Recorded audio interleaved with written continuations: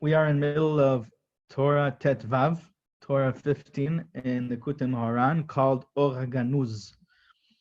And we are up to part 4, Ot Dalid, in this Torah.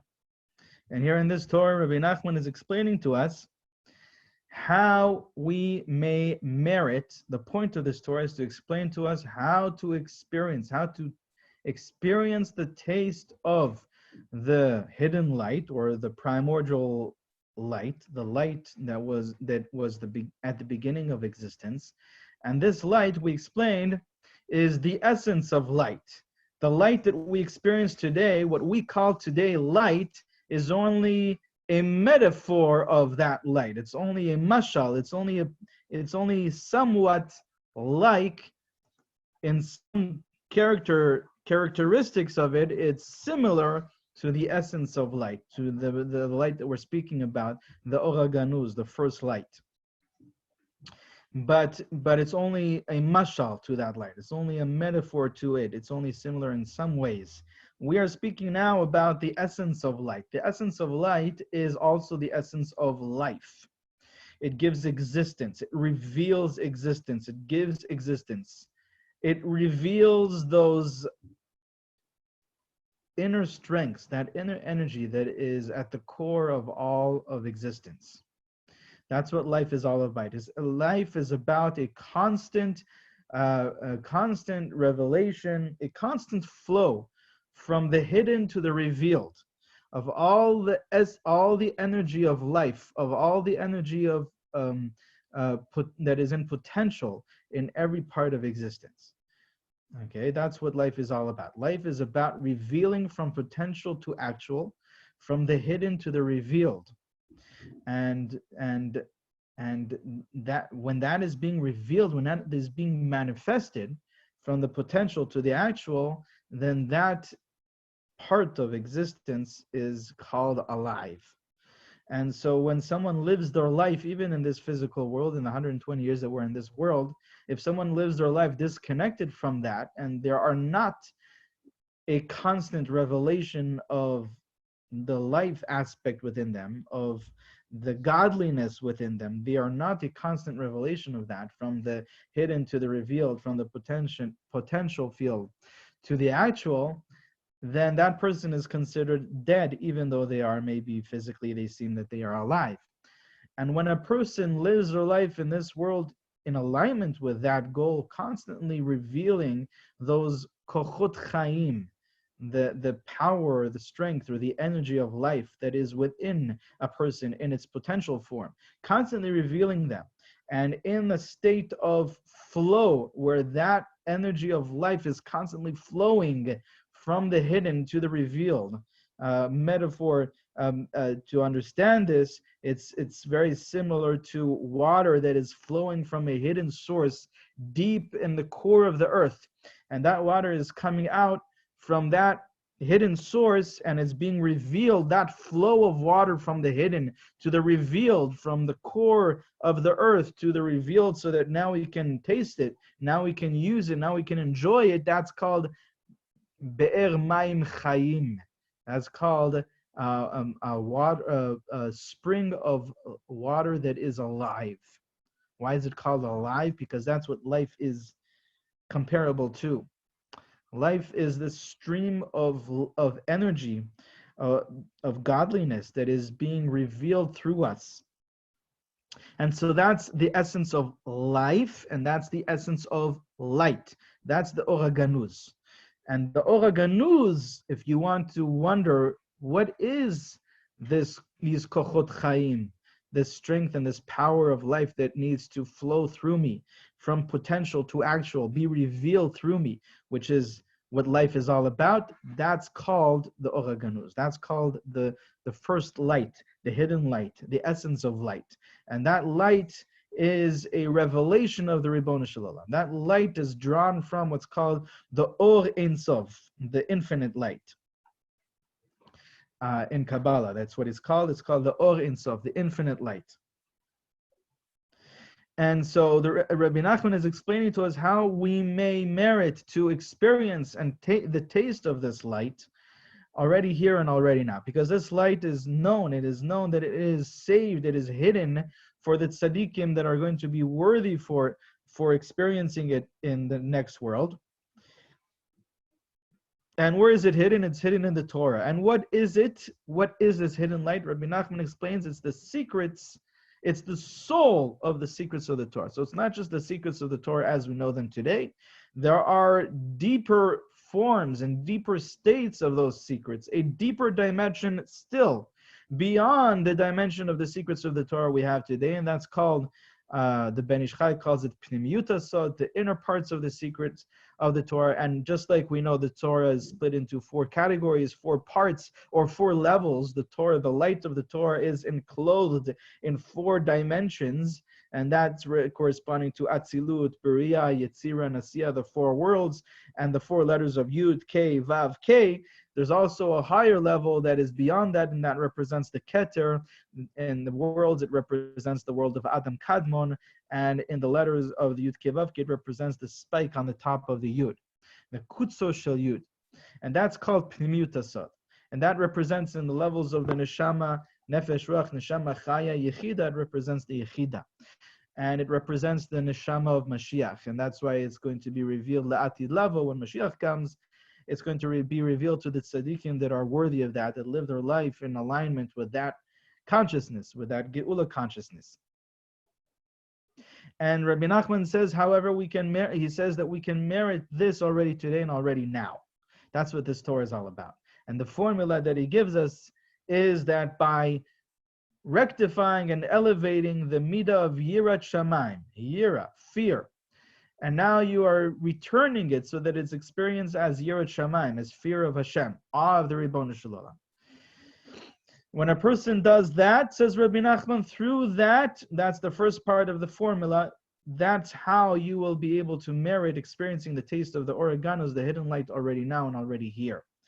And Rabbi Nachman says that we do this by recognizing all the ways in which we caused personally, we caused the Yira energy, the fear, to fall from its source, to be disconnected from holiness, to be disconnected from Hashem. And whenever we lose our recognition of how awesome and how glorious the Ribono Shel Olam is, and we make light of, so to speak, we make light of the Torah and the mitzvot, we make light of Hashem. And yesterday's shiur was all about explaining how making light of someone or something is the opposite of honoring and respecting someone and something.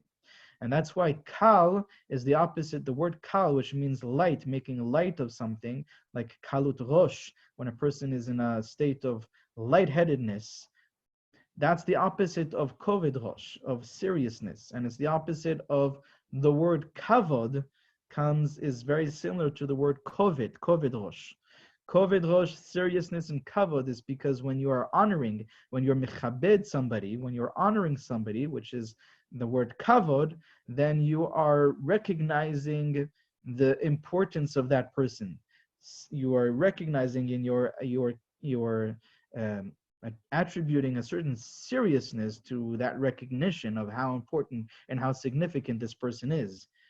On whatever level of honoring that person that you are honoring him, whatever level you are honoring him, that's the level of seriousness, the koved, that you're giving to this person, recognizing seriously how important and how significant he is.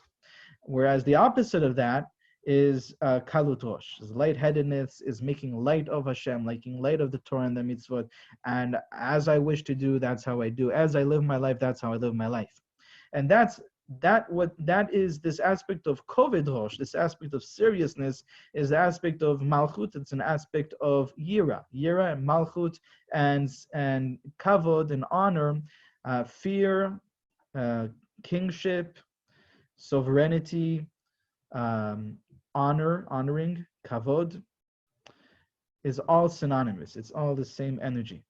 And when a person disconnects that from the Ribono Shel Olam, and therefore now he is taking Hashem lightly, taking the Torah lightly, making light of the Torah and the mitzvot and the Hashem, and a person's purpose in life. So that person has disconnected this fear energy, this yira energy from Hashem. He's no longer attributing that seriousness, that kavod, that honor, and that fear, or that awe of the Ribono Shel Olam. And when he does that, Rabbi Nachman says that fear energy is not just disappears, it still exists. That energy exists. You can't destroy the energy. You can only transform it. And so now it's transformed, and it's transformed, and now it is transferred to a different place. Where is it transferred to? The fear energy is now transferred to all the many different things in this physical outside reality that a person can be anxious about, be worried about, be afraid of, and a person can experience suffering and challenges and difficulties and trials and tribulations and adversity because of those different things. All of those different things that a person is afraid of in their life, all of the different troubles in their life, all the different pain and suffering and difficulties that a person is suffering from, that a person experiences in their life, Rabbi Nachman says that thing is not really, that thing that you think you are afraid of is not really what you are afraid of. Okay, because that thing in the outside world that you are afraid of is just a thing. It's just an outside, it's just a body.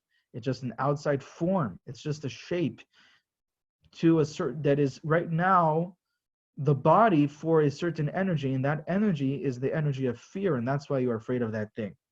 So the reason why you're afraid of anything in this physical world, Rabbi Nachman says, is not because of that thing itself. That thing itself is not something to be afraid of. And many times a person can experience that same thing in a different setting, in a different place, and have no fear associated to it whatsoever. And a person can come out of that situation as a champion and there's no fear, there's nothing, there's no pain, no suffering, nothing wrong. Everything just went smoothly and everything worked out instantly and perfectly. There was not even a moment of experiencing fear or pain or worry in that situation.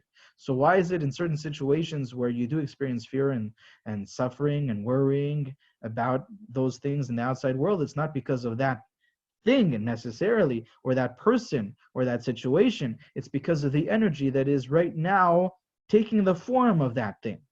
That energy is right now enclosed in that thing. And that's an energy of fear. It's an energy of yira. And where did that energy of yira come from? Rabbi Nachman says it's the energy of yira that the person himself, that you caused to be disconnected and to fall from the place of holiness.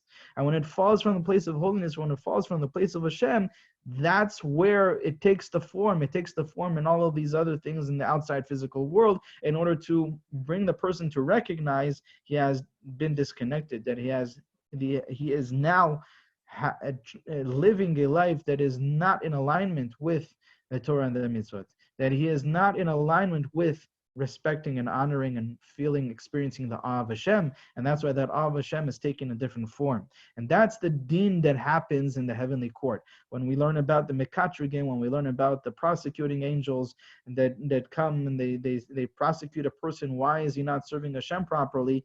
That is all about the yira, the malchut of Hashem, the malchut aspect, which is, we said, synonymous with the fear energy, the awe of Hashem, that this person is caused to be disconnected from Hashem, and it has fallen in all of these other things. Right now, a person is making, what is he taking seriously in his life? He's taking seriously all these other things in the physical world, in the outside world, in the outside realities. Maybe he made money his priority. Maybe that's what he gives real seriousness and real importance to, right? Instead of Hashem, instead of the Torah, instead of his learning, right?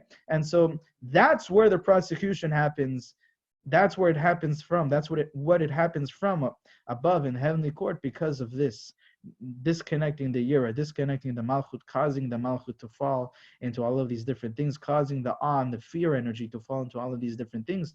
And so what they do is they decree above is that fear energy now is sent into all of these different things in the physical world, and that will awaken the person through fear, or through the challenges that he will experience from all these different things in the context of all of these different things. That fear will cause him to awaken, to realign himself in the right way.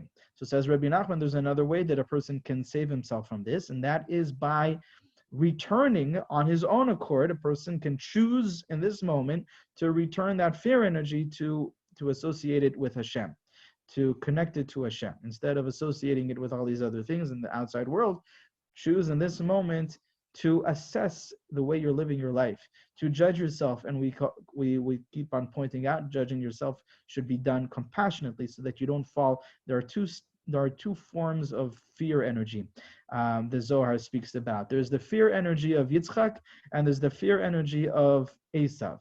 Esav was also an aspect of din. It was also an aspect of judgment energy. And Yitzchak, as we know, was the throne for the heavenly sphere of Gevura, which is judgment energy. And the Zohar explains the difference between the judgment energy as it is present in Yitzchak and the way it is present in Esav is that that by Yitzchak it's a holy fear, it's a holy awe, and it's an awe of Hashem. It's an expanded state. It comes from an expanded consciousness, mochin the gadlut, where a person is experiencing the greatness and the awesomeness of Hashem, and there's no pain and there's no suffering in that experience. It's absolute bliss. It's a truly blissful experience when a person stands back in wonder, in amazement of how awesome the Ribono Shel Olam is, and how glorious and how full of splendor Hashem is. When a person comes to that deeper recognition of the awesomeness of Hashem, okay, so it's a blissful experience. A person can fall in surrender to that awesomeness of the Ribono Shel Olam. There's no pain in that experience. There's no suffering in that experience. There's no hurt in that experience. There's no struggle in that experience. It's just bliss. Whereas the Zohar explains that the din, the judgment energy of Esav, it's a judgment of Tuma, it's a judgment of the Zohar translates, the translation of the way the Zohar says it's like a dirty judgment. Okay, it's kind of like a judgment that ends with death. It's a judgment that's full of blood. It's a judgment that's full of negativity, of pain, of suffering. It's a judgment that is very similar to the judgment of the Rishaim in Gehenna. Okay, and so that's the aspect of Esav. It's the fires of Gehenna. And that's a different experience of that energy. It's completely apparent and clear how it's a completely different experience. And a person has the choice, therefore, now to align themselves with this judgment energy of Yitzchak, the holy judgment, where that's a compassionate judgment. It's a judgment of life. It's a judgment from a place of expansiveness. It's from the perspective, if you judge yourself and assess yourself and recognize your faults from the perspective of your higher self, from the perspective of your neshama, and recognizing that my faults are not me, my faults are just something in the outer enclothing in this physical experience or this physical form of me, but it's not anything to do with who I actually am, and has nothing to do with my identity. And so from the perspective of the neshama, from the perspective of the higher self, all the faults in a person are experienced, are recognized compassionately. And just as a mother cleans her children compassionately, lovingly, even though they dirtied themselves and even though they played in the mud when they were not supposed to, right? In the same way, that's the perspective of a compassionate self-assessment, a compassionate judgment. And that's the judgment of the higher self, the recognition, the awareness of the dot, the awareness of, as we saw in yesterday's shir, the 5 gevurot in the dot. There are 5 gevurot that are sourced in the dot. The dot is made up of 5 chassidim, 5 gevurot, and that dot, that awareness of the faults in a person, is just a healthy diagnosis of where the issues are. And as we explained in the shir yesterday as well, that the awareness of where there is a place to improve, when a person is aware of the sickness, when a person has a proper diagnosis, if we're speaking in the model of medicine or the model of healing that is connected to the spiritual aspect of a person, right? There is a way of healing that focuses on the source of the source of the problem in the spiritual plane and the soul of a person, that model of healing, in that model of healing, just by an awareness of what the problem is, that itself is already the solution. In the model of medicine that we have today, where they treat matter with matter, where we're working kind of like under the paradigm of technology, that we need to change things with other things in this physical world, and it all ends in the physical world. In that model of healing, so you may sometimes have the right diagnosis, but there's nothing you can do about it, because that's where it ends. There's no way to deal with it further than that. That's where that type of medicine and that model of healing has its limitations. But when we follow the model of healing that is the spiritual model of healing, the model of healing that the Baal Shem Tov knew, that Shlomo HaMelech knew, that the Tzaddikim and all the generations were connected to, that model of healing, in there, just by recognizing where there is a fault, where there is a problem, where there is a sickness, that itself is already the solution. That itself is already the beginning of the healing process. And so when you are aware, through that awareness from the higher self, from the neshama, of the parts within yourself, the aspects that could use improvement, and you are aware of that, and you're looking at it with a compassionate eye, from a compassionate heart, that itself begins shifting the Yira energy back to a source, back to the Ribbon Shalom, back to Hashem. Not only that, just the attitude of now taking your life more seriously, taking the purpose why you're here more seriously, taking the Torah and mitzvot more seriously, taking Hashem more seriously, and honoring Hashem and His Torah to the extent that I'm recognizing that my life here is not hefker. There is a purpose to my life, and I start assessing and recognizing and paying attention to, judging the way I'm living my life. That itself is already shifting the awe energy back to Hashem. So on multiple levels, this tikkun is working and shifting the energy of Yira from the many and from the outside world to the one, to the Ribbon Shalom, and as an experience in the inside world is an awe of the Ribbon Shalom. And that's a tremendous, tremendous tikkun, because Rabbi Nachman explained that that is what is returning the Yira, the Malchut, to its source. And where is the source of the Malchut? Rabbi Nachman explained that's the heart, that's the dat. Rabbi Nachman says it's the heart and it's the dat. He says that it's the dat, and that dat is in the heart. Okay, it's the Yira energy, the fear energy is returned to the dat, because you must know who you are to fear. That's the knowing, and that knowing comes from the contemplating the greatness of Hashem, and that knowing is sourced in the heart, because it's not an intellectual knowing, it's a feeling knowing, it's an experiential knowing. It's a knowing that comes with a felt recognition of that awesomeness of the Ribbon Shalom, and then you feel that in the heart, as Rabbi Nachman proves from the Gemara, that Yirat Shamayim, the awe of the Ribbon Shalom, is something that is dependent and is connected to the heart. It's experienced in the heart. It's not intellectual. And therefore it comes from contemplating and meditating on the greatness of Hashem. It's not enough just to know intellectually how awesome and how great Hashem is. It comes by focusing on it repetitively, being aware of it, and meditating and contemplating the greatness of Hashem in many ways, in different ways.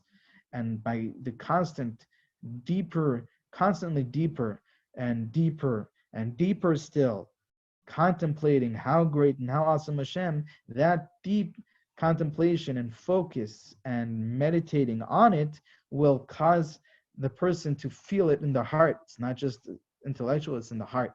And so that's the dat, knowing of Hashem in the consciousness that is the source of the Yira. And you need to return that Yira energy to be experienced as that knowing of Hashem. Who am I to really fear? Who am I to really be in awe of? That's Hashem and His Torah. And that is to be experienced not intellectually, but in the heart. And so that's why the Yira is brought back to its source, the dat, and that dat is in the heart. That's how Rabbi Nachman explained up until now in this Torah. And so let's begin Ot Dalid, כשמגיע לבחינת דעת זוכה להשגת התורה, כמו שכתוב, אני חוכמה שכנתי עורמה. ששכונת התורה אצל בר דעת, כמו שכתוב, קודשא בריחו יאהב חוכמתה לחכימים. When you achieve this aspect of da'at, this expanded consciousness, this recognition of the Ribbon Shalom's greatness, a person will merit also to perceive and understand the Torah. As it says, Ani chokhmah shachanti orma. I am wisdom, I am chokhmah, and I dwell with the cunning. What does that mean? Orma is the cunning. What does that mean? It means that the Torah's dwelling is with the one that has da'at. Okay, so orma, cunning, is just one of the characteristics of da'at. When you are all-knowing and you see the grand picture, then you are able to be with a rasha, with someone that is a sinner, you're able to be cunning. With someone that is out to take advantage of other people and to con other people, you're able to be cunning and you're able to protect yourself from the negativity of that person. Like it says about Yaakov, Ishtam, Yaakov was very simple and humble, and the simple translation of Ishtam is naive, even though he was not naive. Like Gemara explains that he was cunning and he was able to overcome Lavan, even though Lavan was the greatest con artist that ever lived. He tried to trick Yaakov hundreds of times. Still, Yaakov was able to overcome Lavan and overcome Esav, because even though he was tamim, even though he was simple and he was truthful, that only meant that his da'at was complete. Okay, because something that is complete and something that is perfect is also simple in how perfect it is. That's one of the aspects of perfection. It's the simplicity of how perfect it is. It's the opposite of being complex. And so from that place of expanded consciousness, of complete perfected consciousness that Yaakov had, the da'at of Yaakov Avinu, he could see the whole picture, and he could see all the ways that Esav and Lavan were trying to trick him, and he was able to overcome and outwit all of them very simply, very easily. Requires no effort when a person is in that state of da'at. There's no effort required, and there's no energy that is needed in order to overcome those that are trying to trick you. From that place of peaceful, expanded consciousness, a complete perfection of da'at. And so that aspect of orma, being cunning, is just a characteristics of this expanded consciousness. And so the Torah dwells with one that has da'at. As it says in a pasuk in Daniel, Kucha brichu yahev chochmeta lechakimin, that HaKadosh Baruch Hu gives wisdom to those that are wise, meaning that a person needs to be in a state of wisdom in order to acquire wisdom. That's the deeper understanding of this pasuk. It means that when you are in a state of da'at, you may acquire da'at. It also goes the other way. When a person begins learning and it's difficult for him when he is learning, it only means that he has not yet aligned himself with that state of da'at. But just by continuing to learn Torah, that itself opens up the gates of da'at for the person and puts him in a state of da'at. So it goes both ways. In order to acquire knowledge, in order to acquire divine knowledge, the higher knowledge, the complete knowledge, a person needs to be in a state of knowledge, in a state of da'at, in a state of wisdom. And also from the other side, that just by learning Torah, by learning divine holy knowledge of the Torah, holy wisdom of Ribbon Shalom, that itself will open up the gates of wisdom and da'at for this person.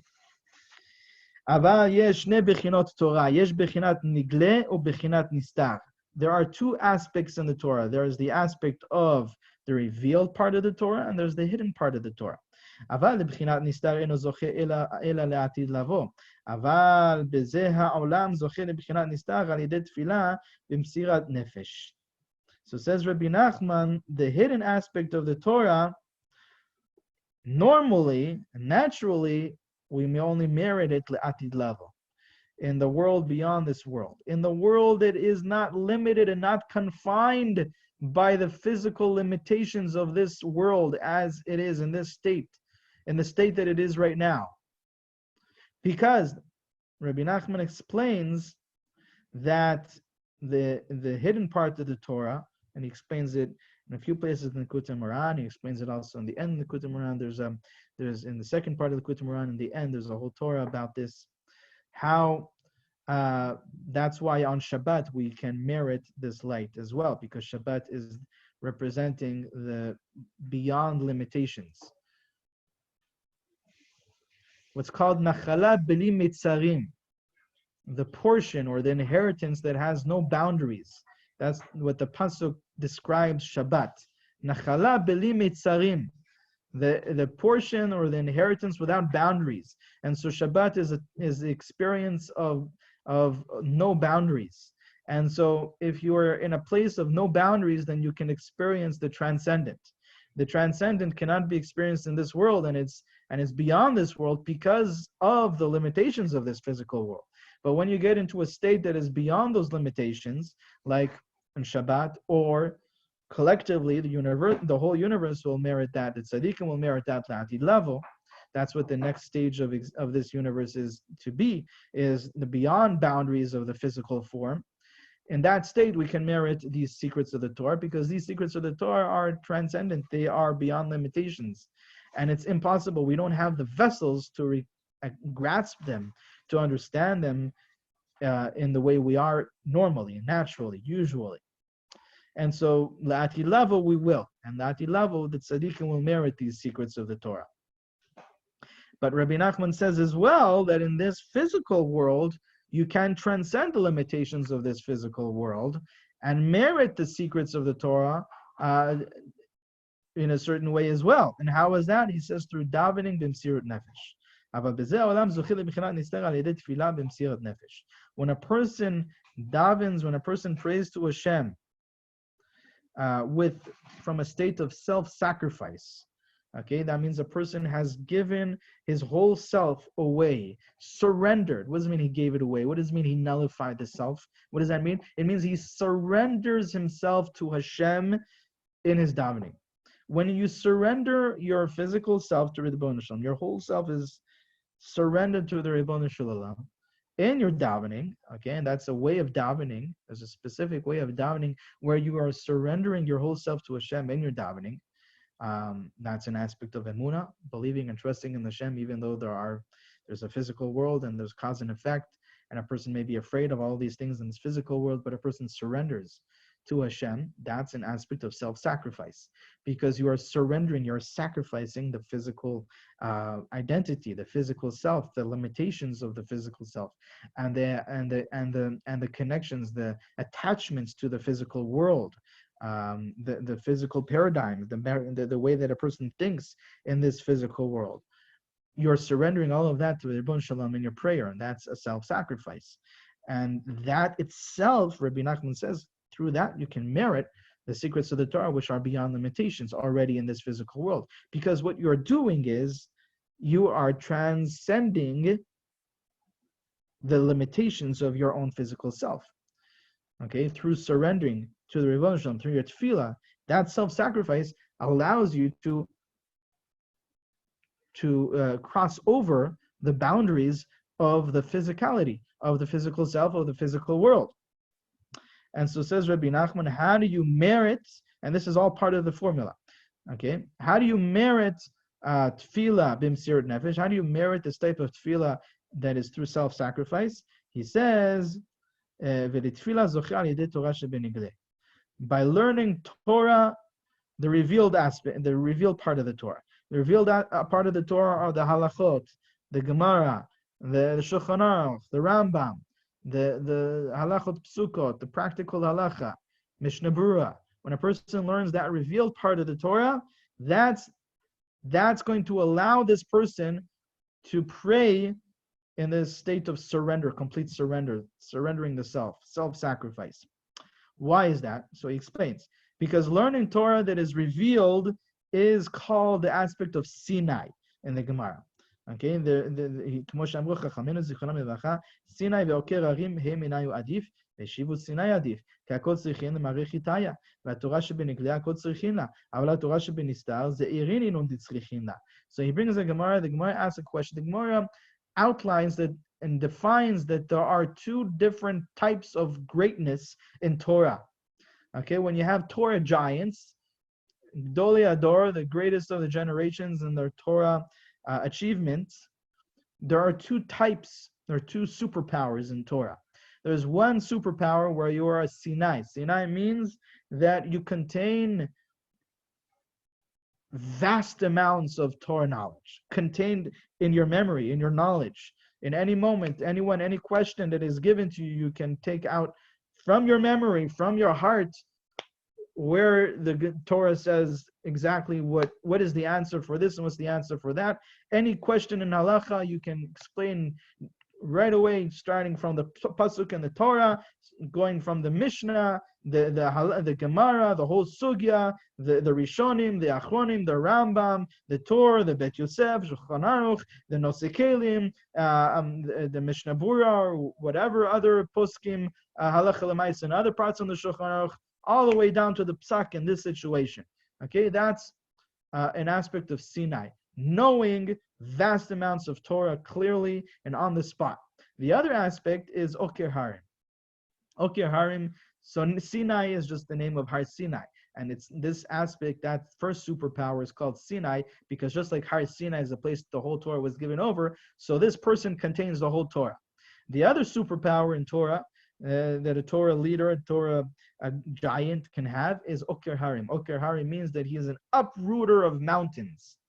An uprooter of mountains. What does that mean, that he's an uprooter of mountains? It means that he has, through the Torah knowledge, through the Torah learning, he has become an expert in using the cognitive skills and cognitive tools and sensitivity that the Torah has, that the Torah gives a person. Okay, and so his mind is now a Torah mind, and whatever situation arises, he can look at it from the perspective of the Torah to properly analyze and take apart the situation and clearly define what is the Torah's perspective, and what will the Torah say about this. Not only that, any Mishnah and any Gemara that is given to him, he can clearly come to the halacha just from his, without knowing what the Rambam says, without knowing what the Shulchan Aruch says, without knowing what all the commentaries explain on the Gemara or on the Mishnah. He can even figure out the Gemara without having a Gemara in front of him. He can know what the Gemara is going to say just from the Mishnah, because he has his mind, his ability to think like the Torah thinks is so advanced. He's such an expert in that. He's so proficient in that he is called an uprooter of mountains in his tremendous power, cognitive power, the ability to analyze and to think from the perspective of the Torah. He's an uprooter of mountains. And such a person is able, even if a Gemara were to be erased or to be forgotten or to be lost, he's able to return it.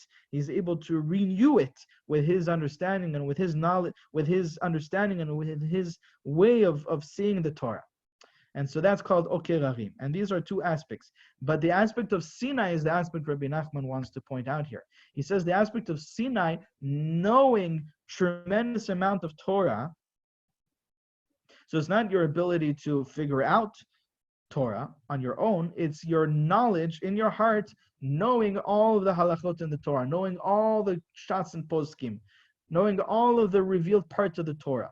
The revealed part of the Torah is called Sinai, says Rabbi Nachman, because as the Gemara explains over there, this person that has the ability that has the knowledge, that he has the superpower of knowing vast amounts of Torah, the Gemara says that aspect is greater. That aspect is more powerful. Why is it more powerful? Why is it a greater superpower? Because the Gemara says that akol tzrichin marich hitaya, meaning that when you have different merchants, you have in the marketplace a merchant that maybe sells the most extravagant art, okay? The most extravagant tapestry or most wonderful, beautiful art in the world. That's one of the merchants in the marketplace. And then you have a merchant that sells wheat. So he's selling something that's maybe simple, but everybody needs wheat. You can't survive without the flour. You can't survive without bread, right? Everyone needs the grain merchant. Everyone needs the flour. Everyone needs the grains. Everyone needs the bread. Not everybody needs art. It's kind of like Maslow's hierarchy of all the needs. He explained, there's a whole in psychology where they explain that only once a person has met their basic needs can they advance further into the education and into acquiring greater knowledge and greater tools and all that. So first you need the basic needs. The basic needs is bread and butter, right? Your bread and water, the wheat, the flour. And so everybody needs that. And so everybody needs the Torah Tanigle. Not everybody needs someone who is extremely, extremely brilliant in their ability to explain Torah. There are many rabbis today that are not so great in halacha. They don't know so much Torah of the Nigle. They don't know so much the Gemara. They don't know so much even Chumash Rashi. Unfortunately, today we have rabbis that give many classes, but even simple Chumash and Rashi they don't know. Okay, that's simple revealed Torah. But they give brilliant shiurim. They can give a shiur in a way, first of all, the way that they give it over, and also the way that they organize the shiur and the way that they fit everything together, brilliant. And it can attract crowds of thousands and thousands of people. Online, everybody could love and like and those type of shiurim. So that's an Ohr HaGanuz. That's the superpower of an uprooter of mountains. Tremendously brilliant in their thinking and the way they give over the shiur and the way they present the shiur. And then you have Talmidei Chachamim that are poskim, that are a treasury of Torah knowledge. Any question that you ask him in the Gemara, in the Mishnayot, in the Halachot, in the Shulchan Aruch, Rabbi, what do I do in this situation?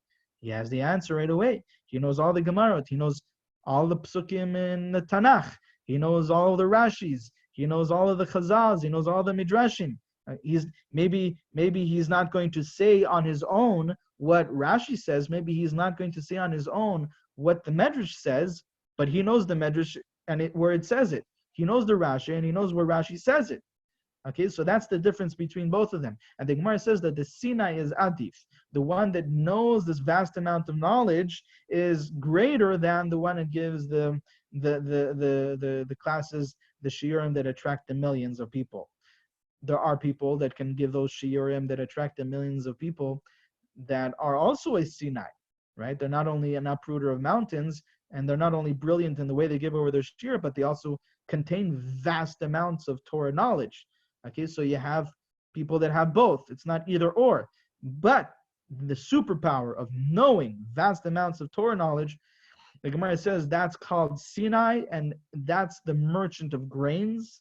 Okay, because everybody needs grains. Everybody needs the bread, and everybody needs the Torah knowledge. It's not enough if you were trapped on a deserted island and you had to choose between the two types of Talmidei Chachamim who's going to teach you Torah. You should choose the one that has the vast amount of Torah knowledge, right? Because everybody needs that, and you need all of that Torah knowledge. And so that's the aspect of Torah of Niglet, Rabbi Nachman explains. The revealed part of the Torah is the part of the Torah that everybody needs. Anybody that's part of our tradition, that's part of our nation, that's part of Am Yisrael, needs the revealed part of the Torah because it applies to everyone.